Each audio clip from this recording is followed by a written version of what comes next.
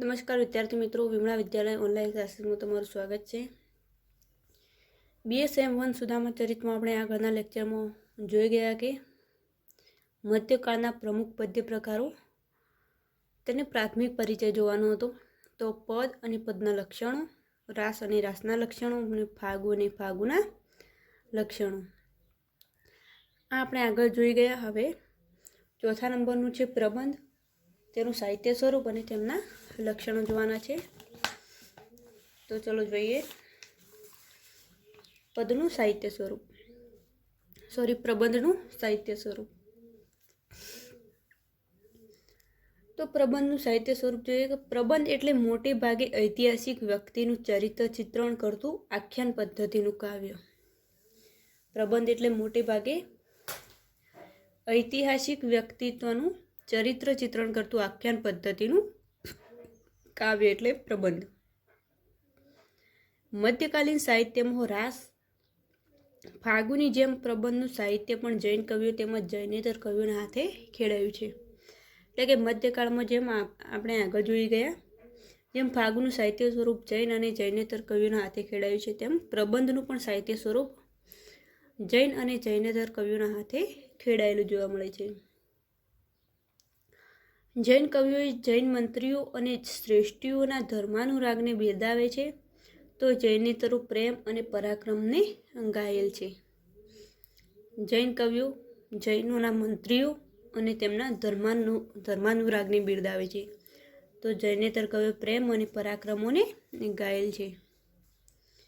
પ્રબંધનું મૂળ સંસ્કૃતમાં સુસંકલિત રચના એ અર્થમાં છે। કાલિદાસે માલવિકાગ્નિ મિત્રમના પ્રારંભમાં પ્રબંધનો અર્થ કાવ્ય નાટિકાદી રચના એવો કર્યો છે કે પ્રબંધનો અર્થ જે કવિ કાલિદાસ હતા તેમની સંસ્કૃત કાવ્ય રચિત માલવિકાગ્નિ મિત્રમનો પ્રારંભનો પ્રબંધનો અર્થ કાવ્ય નાટિકાદી રચનામાં એવો કર્યો હતો। પણ આ અર્થ મધ્યકાલીન સાહિત્યમાં જે પ્રબંધનું સ્વરૂપ મળે છે તેને બરોબર ચરિતાર્થ કરતો નથી। કે જે મધ્યકાળમાં પ્રબંધનું સાહિત્ય સ્વરૂપ મળે છે તેને આ જે અર્થ છે તે બરોબર ચરિતાર્થ કરતો નથી, એટલે કે બંધ બેસતો મળી આવતો નથી।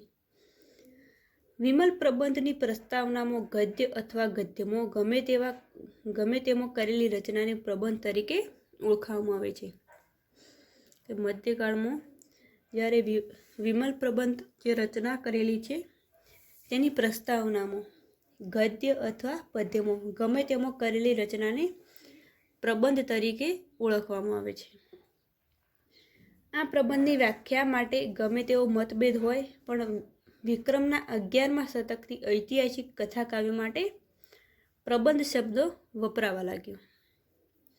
પ્રબંધની વ્યાખ્યા માટે ગમે તેવો મતભેદ હોય, પણ વિક્રમના 11મા શતકથી, જે વિક્રમ સંવતનું 11મું શતક છે, ત્યારે ઐતિહાસિક કથા કાવ્ય માટે પ્રબંધ શબ્દ વપરાવવામાં આવે છે અને 13મા-14મા શતક સુધીમાં તેનું સ્વરૂપ પણ નિશ્ચિત થઈ ચૂક્યું છે।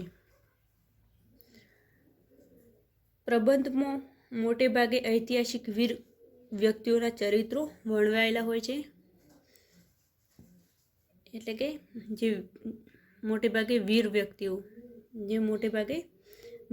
એટલે કે મહાન વ્યક્તિઓ જે થઈ ગયા તેમના ચરિત્રો મોટે ભાગે તેમાં વર્ણવાયેલા હોય છે પ્રબંધમાં, અને તેમાં વીરરસ સ્થાયી હોય છે, એટલે કે તેનો વીરરસ પ્રધાનપણે હોય છે અને ઉત્સાહ અને ખંતથી માણસ યુદ્ધવીર અને દાનવીર, દયાવીર અને ધર્મવીર બની શકે છે। ઉત્સાહ અને ખંતથી એટલે કે મહેનતથી માણસ યુદ્ધવીર એટલે કે યુદ્ધમાં વીર બને, દાનવીર દાન કરી શકે, દયા કરી શકે દયાવીર, અને ધર્મ કરી શકે ધર્મવીર। આવા વીર પરાક્રમી સ્ત્રી પુરુષના ચરિત્રને વીર રસને ઉચિત એવા છંદમાં પ્રગટ કરવામાં આવે ત્યારે સાહિત્ય સ્વરૂપના પ્રબંધ તરીકે ઓળખાય છે। કે આમ જે આવા જે દાનવીર દયાવીર બધા જે વીર પરાક્રમી સ્ત્રી પુરુષોને વીર રસને ઉત્તેજિત છંદમાં પ્રગટ કરવામાં આવે છે, આવો જે સાહિત્ય સ્વરૂપ છે તેને પ્રબંધ કહેવામાં આવે છે। પ્રબંધનું કથાવસ્તુ મુખ્યત્વે ઇતિહાસ પર આધારિત અને ગૌણ અંશે દંતકથાઓના મિશ્રણથી બન્યું હોય છે. એટલે કે જે પ્રબંધનું સાહિત્ય સ્વરૂપ છે ઇતિહાસ ઉપર આધાર રાખે છે અને દંતકથા ઉપર આધાર રાખે છે. આપણે મધ્યકાલીન સાહિત્યમાં જે પ્રબંધો મળે છે તેમાં તત્કાલીન રાજકીય સામાજિક પરિસ્થિતિનો મોટો ફાળો છે. જે કે મધ્યકાળમાં જે સાહિત્ય સ્વરૂપો પ્રબંધના મળે છે તેમાં રાજકીય અને સામાજિક અને પરિસ્થિતિનો મોટો ફાળો જોવા મળે છે. કારણ કે ઐતિહાસિક રીતે જોઈએ તો આ સમયે સમ્રાટ હર્ષવર્ધનનું મૃત્યુ થયું અને એ દેશમાં સામ્રાજ્ય ભાવનાનો અંત આવ્યો.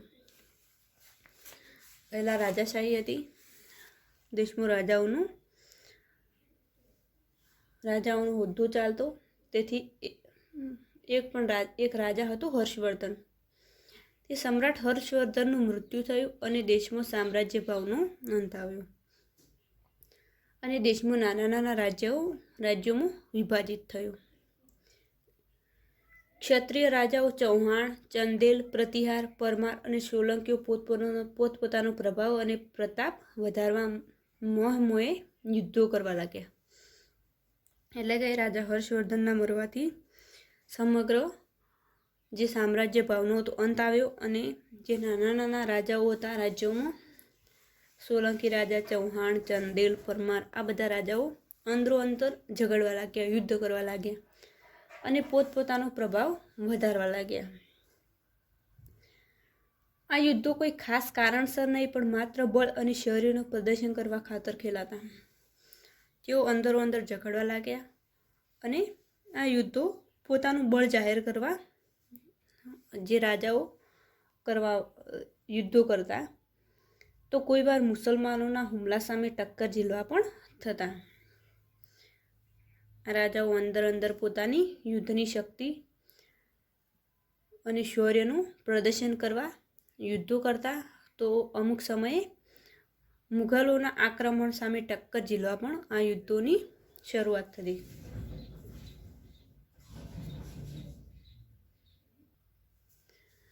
રાજકીય રીતે સમગ્ર દેશમાં આ પરિસ્થિતિ હતી. કારણ હિન્દી સાહિત્યમાં પણ આ સમય આ પ્રકારની કૃતિઓ મળે છે અને એમાં આ સમયને વીરગાથા કાળ તરીકે ઓળખવામાં આવેલ છે. વીરતા અને ગૌરવ તે આ સમયના મુખ્ય લક્ષણો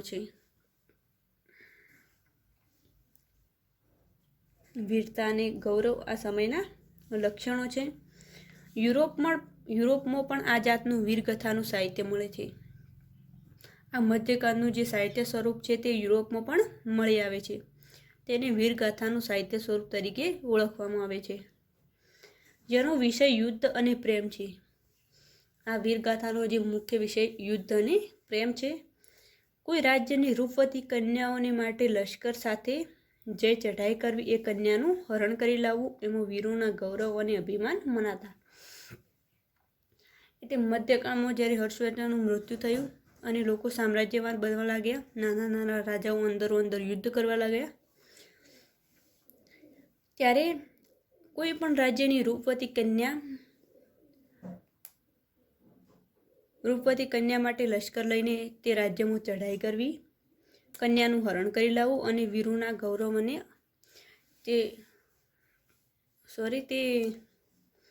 તે યુવતીને પોતે ઉપાડી લઈ જવું, હરણ કરવું, તે રાજાઓ પોતાની ગૌરવ માનતા અને અભિમાન માનતા. કોઈ રાજા બીજા રાજ્યની જ્યારે સ્વરૂપવતી કન્યાને ઉપાડી લઈ જાય, હરણ કરી લઈ જાય તો બધે તેની ચર્ચા થતી અને તેના માન અને ગૌરવ વધી જતા. એટલે કે આ કાવ્યમાં વીર રસ સાથે શૃંગાર રસ પણ ભળે છે. જ્યારે પ્રબંધ જે કાવ્ય છે તેમાં વીર રસ સાથે શૃંગાર રસ પણ આવી જાય છે. પૃથ્વીરાજ સંયુક્તા નામની રૂપવતી સ્ત્રીને લઈ આવ્યો અને જયચંદની ચળવણીથી શાહબુદ્દીનને લડાઈનું કારણ મળ્યું. તો પૃથ્વીરાજ જે રાજા હતો તે સંયુક્તા નામની રૂપવતી જે સ્ત્રીનું હરણ કરીને લાવ્યો અને બીજો રાજા જયતનની ચડવણીથી, બીજા રાજાની ચડવણીથી જે મુગલ સુલતાન હતો શાહબુદ્દીન, આને લડાઈનું કારણ મળ્યું. અને કાન્હળદેવ પ્રબંધ, જે પ્રબંધની રચના છે કાન્હળદેવ પ્રબંધ, આ કાન્હળદેવ પ્રબંધમાં પણ વિરમદેવ અને પિરોજાના પૂર્વ પ્રેમીની વાતો ભળેલી છે. આમ ઇતિહાસ સાથે કલ્પિત ઘટનાઓ પણ ગૂંથાતી. આમ ઇતિહાસનું પ્રબંધનું કથાવસ્તુ ઇતિહાસ પર આધારિત હતું. તો રાજાશ્રિત ભાટ, ચારણો અને કવિઓ પ્રેમ શૌર્યને જુદા જુદા પ્રસંગો વડે આલેખવામાં આવતા. કે આ સાહિત્ય સ્વરૂપ અલગ અલગ રીતે જોવા મળતું અને ઇતિહાસ સાથે કલ્પિત ઘટનાઓ પણ ગૂંથવામાં મળતી. હવે છે પ્રબંધના લક્ષણો. પ્રબંધ અને પ્રબંધના લક્ષણો.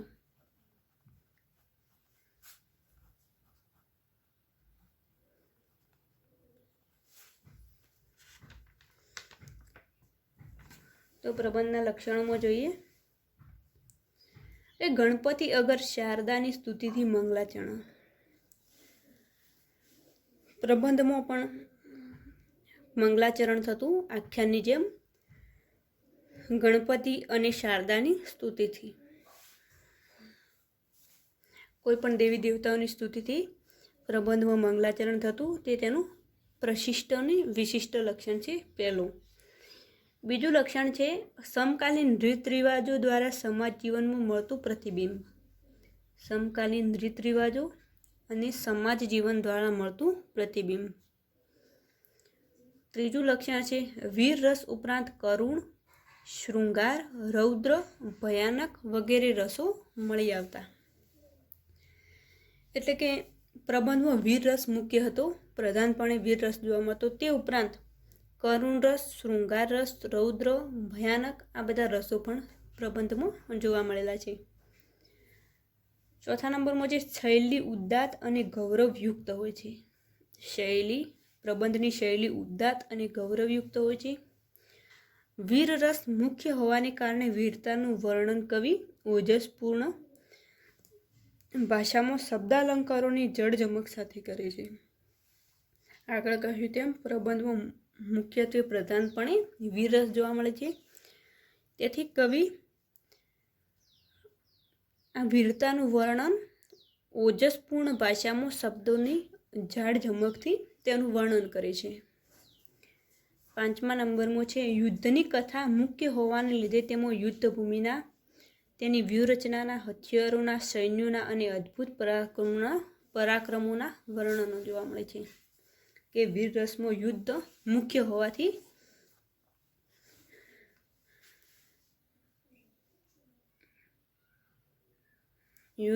મુખ્ય હોવાથી તેમાં યુદ્ધની વ્યૂહરચના, તેના હથિયારો, સૈન્ય અને તેમનો અદ્ભુત પરાક્રમોના વર્ણનો પણ જોવા મળે છે.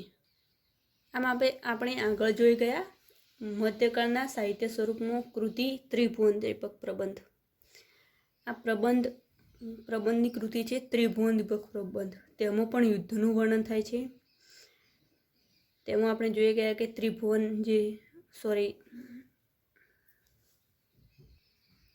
એ સેમ સ્ત્રીનું કાવ્ય હતું ત્રિભુવન દીપક પ્રબંધ. તે પણ પ્રબંધમાં સમાવેશ થાય છે. તેમાં પણ વીર રસ મુખ્ય હોય છે અને તેમાં પણ યુદ્ધનું વર્ણન થયેલું હોય છે. તો જોઈએ છઠ્ઠા નંબરનું પ્રબંધનું લક્ષણ કે પ્રબંધ ઐતિહાસિક કાવ્ય હોવાને કારણે ઇતિહાસને વધારે વફાદાર રહે છે. ઐતિહાસિક તેમજ ભૌગોલિક માહિતી પ્રબંધમાંથી મળી આવે છે. દાખલા તરીકે કાન્હળદેવ પ્રબંધમાં અલાઉદ્દીનનું લશ્કર દિલ્હીથી ગુજરાતમાં જે રીતે આવે છે તે દર્શાવવામાં કવિએ ઘણી ભૌગોલિક માહિતી પૂરી પાડી છે. કે જે પ્રબંધ સાહિત્ય સ્વરૂપ છે ઇતિહાસ પર આધારિત છે અને આ ઐતિહાસિક કાવ્ય હોવાને કારણે ઇતિહાસને વફાદાર રહે છે. આમ ઐતિહાસિક કાવ્યમાં ભૌગોલિક માહિતી પણ મળી આવે છે. જેમ કે કાન્હળદી પ્રબંધ ઉદાહરણ આપ્યું છે કે કાન્હળદી પ્રબંધમાં જે રીતે અલાઉદ્દીનનું સૈન્ય દિલ્હીથી ગુજરાતમાં જે રીતે આવે છે, એટલે કે દિલ્હીથી અને ગુજરાત વચ્ચે જે રસ્તો છે તેનું જે ભૌગોલિક સ્થાન છે તે પણ કવિએ અહીં ઉલ્લેખ કર્યો છે. આમ વિશિષ્ટ લક્ષણોને આધારે પ્રબંધને જોઈએ તો તે સ્વરૂપ રાસા અને પવાડાને ઘણું મળતું આવે છે. તો આ જે સાહિત્ય સ્વરૂપ રાસો અને પવાડાને પણ આ પ્રબંધનું સાહિત્ય સ્વરૂપ મળતું આવે છે. રાસાના પર્યાય તરીકે વપરાયેલ હોય તેવા પણ ઘણા પ્રબંધ મળે છે. ઘણા બધા પ્રબંધો રાસાના સ્વરૂપે પણ મળી આવે છે, એટલે કે તેના પર્યાય રૂપે પણ જોવા મળે છે. ઈસવીસન 1185માં લખાયેલ શાલિભદ્ર સૂરીનું ભરતેશ્વર બાહુબલી રાસ તે એક રીતે કહીએ તો પ્રબંધ જ છે.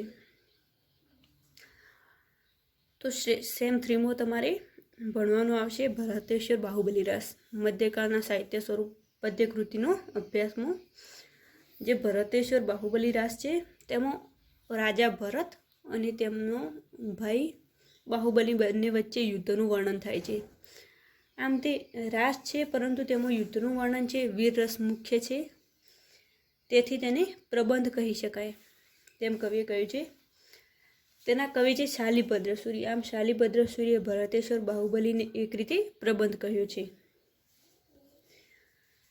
કારણ કે તેમાં ઋષભદેવના બંને પુત્રો વચ્ચેના યુદ્ધનું આલેખન થાય છે.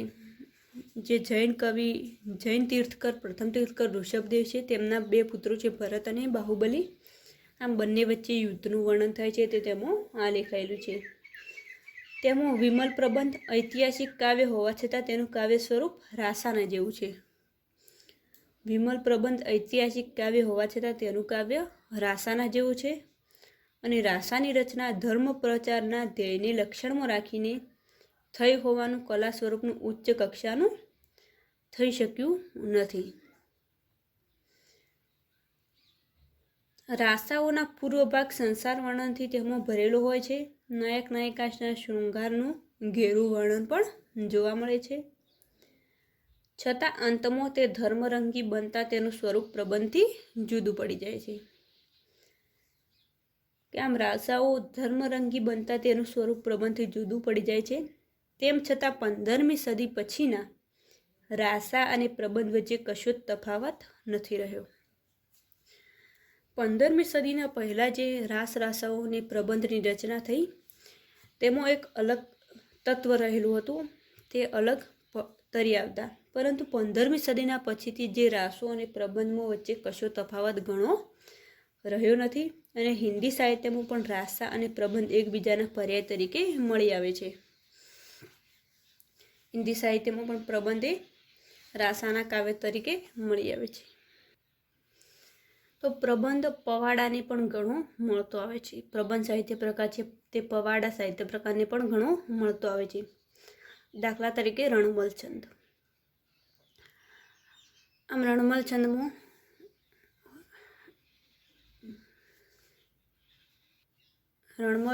પણ યુદ્ધનું વર્ણન જોવા મળે છે. તેમાં રાજા રણમલ અને પાટણનો સૂબો જે મુસલમાન સૂબો છે તેમના વચ્ચે જે યુદ્ધ ખેલાય છે તેની વાત રણમલ છંદમાં કરી છે. આમ રણમલ છંદ કાન્હળદી પ્રબંધ જેવી જ કૃતિ છે, પણ કેશવ હર્ષદ ધ્રુવ તેને પવાડો કહે છે. રણમલ છંદ એ કાન્હળદી પ્રબંધ જેવી કૃતિ છે, પરંતુ કેશવ હર્ષદ ધ્રુવ તેને પવાડો કહે છે. આમ પવાડો વીર રસ પ્રધાન પણ ગેય પ્રકાર હોવાને કારણે ટૂંકો અને ઉર્મી પ્રધાન હોય છે. જે પવાડો સાહિત્ય પ્રકાર છે તે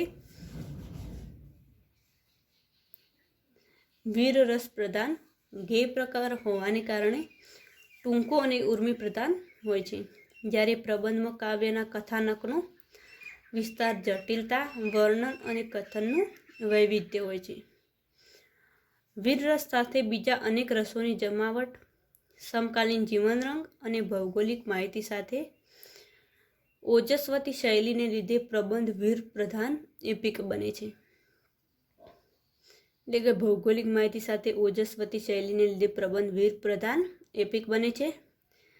જ્યારે પવાડો માત્ર નાયકની વીરતાને ચરિતાર્થ કરે છે, એટલે કે બેલાડ પ્રકારનું વર્ણનાત્મક ઉર્મિકાવ્ય બને છે.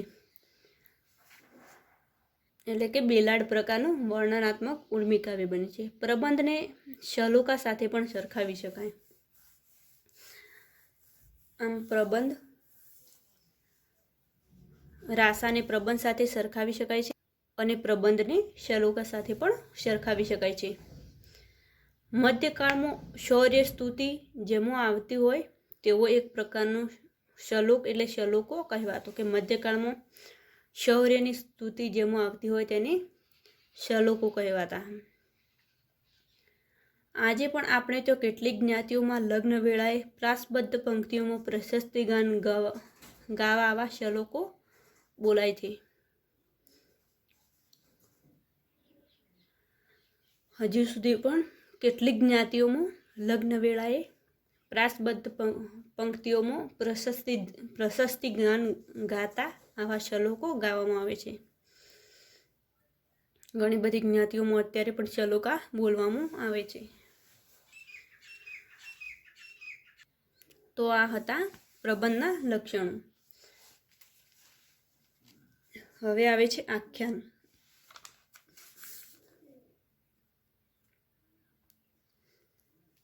આ 4 નંબરમાં પ્રબંધ હતું. 5 નંબરમાં આવે છે આખ્યાન. આખ્યાનનું સાહિત્ય સ્વરૂપ અને તેના લક્ષણો. તો આમ આખ્યાનની વ્યાખ્યા અલગ અલગ કવિઓએ અલગ અલગ મંતવ્યો આપ્યા છે. તો પ્રથમ જોઈએ રામનારાયણ વિશ્વનાથ પાઠકનું મંતવ્ય આખ્યાન વિશે. તેઓ શું કહેવા માગે છે? તો કે મહાકાવ્યથી નાના કદના પણ એ જ પ્રકારના કાવ્યને હું આખ્યાન કાવ્ય કહું છું. આમ રાવી પાઠક બોલે છે કે મહાકાવ્યથી નાના, જે મોટું કાવ્ય હોય છે, મહાકાવ્યથી નાના કદના પણ એ જ પ્રકારના કાવ્યને હું આખ્યાન કહું છું.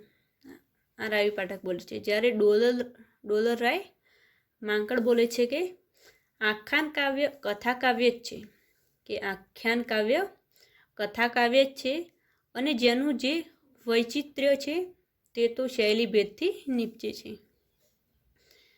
કે આખ્યાન કાવ્ય કથા કાવ્ય છે અને એનું જે વૈચિત્ર્ય છે તે તો શૈલી ભેદથી નીપજે છે. આ ડોલર રાય માંકડ બોલે છે.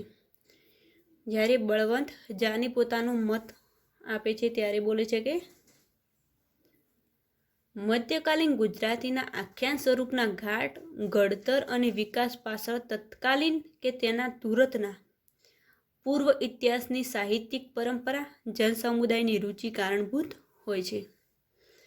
કે મધ્યકાલીન ગુજરાતીના આખ્યાન સ્વરૂપના ઘાટ, ઘડતર અને વિકાસ પાછળ તત્કાલીન કે તેના તુરતના પૂર્વ ઇતિહાસની સાહિત્યિક પરંપરા, જનસમુદાયની રુચિ કારણભૂત હોય છે. આમ બળવંતરાય જાની કહે છે.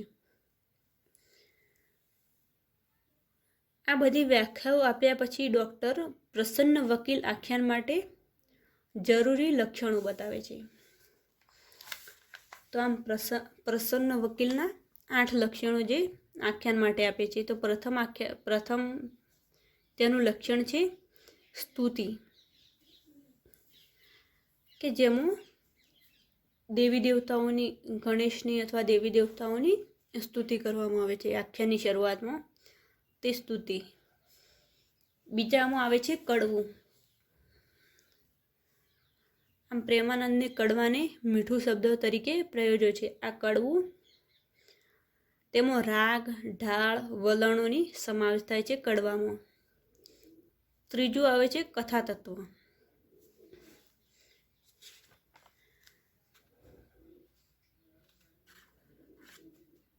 એમાં કથાઓનો ઉપયોગ થયેલો જોવા મળે છે. ચોથું આવે છે ફલશ્રુતિ. પ્રસન્ન વકીલના 8 જે આખ્યાનના લક્ષણો છે તેમાં ચોથું આવે છે ફલશ્રુતિ. એટલે કે આખ્યાનના અંતે જે કવિ ફલશ્રુતિ આપે છે તેમાં પોતે છેલ્લી 2 કડીઓમાં પોતાની નાત, જાત, ગામ, પોતાના ગુરુનું નામ, જે આખ્યાન રચ્યાની સાલ અને પોતાના પિતાનું નામ આ બધું આવી જાય છે અંતમાં, તેને ફલશ્રુતિ કહે છે. કર્તા અને કૃતિનો પરિચય. જે કર્તા જે આખ્યાન રચે છે તે કર્તા અને જે કૃતિ છે તેનો પરિચય, પાત્રાલેખન, રસવૈવિધ્ય અને સમકાલીન રંગપૂર્ણી. આ બધા આખ્યાનના લક્ષણો પ્રસન્ન વકીલ આપે છે. તો જુઓ કે સ્તુતિ, કડવું, કથાતત્વ, ફલશ્રુતિ, કર્તા અને કૃતિનો પરિચય, પાત્રાલેખન, રસવૈવિધ્ય અને સમકાલીન રંગપૂર્ણી. આખ્યાન સંબંધી પ્રેમશંકર ભટ્ટ વધુમાં કહે છે કે મીઠી હલકે દેશી રાગ રાગણીઓમાં ગવાતું. આમ પ્રેમશંકર ભટ્ટ વધુમાં કહે છે કે મીઠી હલકે દેશી રાગણીઓમાં ગવાતો ને આપણી આર્ય સંસ્કૃતિના ઉદ્દાત્ત તત્વોને ધર્મનો સંજીવન રસ પ્રજાજીવનના વેણને સિંચી સિંચી સંચાર મંડપને પ્રફુલ્લિત રાખતું. મીઠી હલકે દેશની રાગ રાગણીઓમાં ગવાતો ને આપણી આર્ય સંસ્કૃતિના ઉદ્દાત્ત તત્વોને ધર્મનો સંજીવન રસ પ્રજાજીવનના વેણને સિંચી સિંચી સંચાર મંડપમાં પ્રફુલ્લિત રાખતું. જન મન રંજન કરતો, શિક્ષણ સંસાર અર્પતો અને રસ તીર્થરૂપ કટાક્ષ અને બોધ એ બંને પ્રકારના શસ્ત્રોના ભાથામાં સંગરતો ને કથા રસમાં શ્રોતાશ્રમોને ક્યારેક તો દિવસો સુધી ગળા ડૂબાડી રાખતો. એટલે કે જે સંસાર મંડપ છે તેમને પ્રફુલ્લિત રાખતો. જન મનોરંજન કરતો એટલે કે મનોરંજન કરતો, શિક્ષણ સંસ્કાર અર્પતો એટલે શિક્ષણનો સંસ્કાર અર્પતો, રસનું તીર્થરૂપ કટાક્ષ અને બોધ બંને પ્રકારના શસ્ત્રોને ભાથામાં સંગરતો. કથા રસમાં શ્રોતાશ્રમો જે કથા રસમાં જે સાંભળનાર જે સમૂહ છે શ્રોતા સમૂહ ક્યારેક તો દિવસો સુધી ગળાડું ડૂબાડી રાખતો. તળપદી અને શિષ્ટ એવી બેવડી ભાષા સમૃદ્ધિને ભર્યો રસાલંકારથી શણગારેલો અને કવિ પ્રતિભાએ દીપ્તિવંત આખ્યાન કાવ્ય પ્રકાર સર્વ પદ્ય પ્રકારમાં વિશિષ્ટ ગણ્યો છે. કે તળપદી અને શિષ્ટ એવી બેવડી ભાષા સમૃદ્ધિએ ભર્યો રખતો અને રસાલંકારથી શણગારાયેલા કવિ પ્રતિભાને દીપ્તિવંત આખ્યાન કાવ્ય પ્રકાર સર્વ પદ્ય પ્રકારોમાં સાચે જ વિશિષ્ટ ગણાય છે. આમ આખ્યાન અન્ય કથામૂલક સાહિત્ય સ્વરૂપોથી સ્વતંત્ર અને સ્વાયત્ત સ્વરૂપ છે, જેના સ્વાયત્તતા પ્રગટાવતા લક્ષણોનો પરિચય આપણે જોઈએ. કે આખ્યાન એ કથામૂલક સાહિત્ય સ્વરૂપથી સ્વતંત્ર અને સ્વાયત્ત કથા સ્વરૂપ છે. આમ આખ્યાનના લક્ષણો આપણે જોઈ ગયા, તેનું સાહિત્ય સ્વરૂપ જોયું. હવે આવશે આખ્યાનના સ્વરૂપો, આખ્યાનના લક્ષણો. તો તેમના આખ્યાનના લક્ષણોમાં આખ્યાનના બાહ્ય લક્ષણો અને આખ્યાનના અંતરક લક્ષણોનો સમાવેશ થાય છે. તેમાં કડવાબદ્ધ, ક્લેવર, મંગલાચરણ, ફલશ્રુતિ, કવિ પરિચય આ બધા આખ્યાનના બાહ્ય લક્ષણો છે. જ્યારે આખ્યાનના અંતરક લક્ષણોમાં જાણીતું કથાવસ્તુ, વિસ્તારીને કહેવાની કથા, ત્રાદશ્ય પાત્રાલેખન અને પ્રત્યક્ષ કથન શૈલી, સમકાલીન જીવન પ્રસંગો, રસ વૈવિધ્ય, વર્ણનો આ બધાનો સમાવેશ થાય છે અંતરંગ લક્ષણોમાં. તો આજે આપણે જોયું પદ અને પદના લક્ષણો, રાસો અને તેના લક્ષણો, ફાગુના પ્રકાર, ફાગુના લક્ષણો, પ્રબંધના લક્ષણો અને આખ્યાનનું સાહિત્ય સ્વરૂપ. આખ્યાનનું સાહિત્ય સ્વરૂપ જોઈ લઈશું. હવે જોવાના છે આખ્યાનના લક્ષણો. તે આપણે આગળના લેક્ચરમાં જોઈ લઈશું. તેમાં ઘણા બધા લક્ષણોનો સમાવેશ થાય છે. બાહ્ય લક્ષણોમાં 4 લક્ષણો છે, જ્યારે અંતરંગ લક્ષણોમાં 6 લક્ષણોનો સમાવેશ થાય છે. એ બધું આપણે આગળના લેક્ચરમાં જોઈશું.